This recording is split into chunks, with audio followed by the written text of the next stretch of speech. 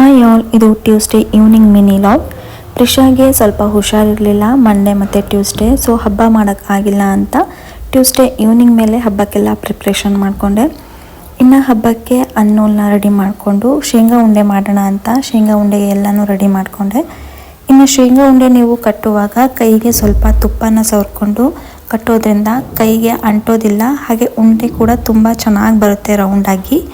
ಹಾಗೆ ಉಂಡೆಗೆಲ್ಲ ಸ್ವಲ್ಪ ಡೆಕೋರೇಷನ್ ಏನಾದ್ರು ಮಾಡಬೇಕು ಅಂತ ಅನಿಸಿದರೆ ಯಾವುದೇ ಡ್ರೈ ಫ್ರೂಟ್ಸ್ನ ಆಗಲಿ ಹಾಫ್ ಕಟ್ ಮಾಡಿ ಅದಕ್ಕೆ ಬೆಲ್ಲದ ಪಾಕ ಇರುತ್ತಲ್ಲ ಅದನ್ನು ಹಚ್ಚಿಬಿಟ್ಟು ಅಂಟಿಸಿದ್ರೆ ತುಂಬ ಚೆನ್ನಾಗಿ ಅಂಟ್ಕೊಳ್ಳುತ್ತೆ, ಬಿಡೋದಿಲ್ಲ.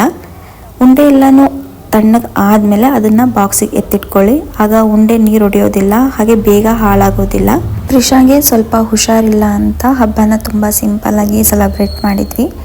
ಇನ್ನು ಯಾರೆಲ್ಲ ಫಸ್ಟ್ ಟೈಮ್ ನನ್ನ ಯೂಟ್ಯೂಬ್ ಚಾನಲ್ ವೀಡಿಯೋಸ್ ನೋಡ್ತಾ ಇದ್ದರೆ ಸಬ್ಸ್ಕ್ರೈಬ್ ಆಗೋದನ್ನು ಮರಿಬೇಡಿ. Thank you.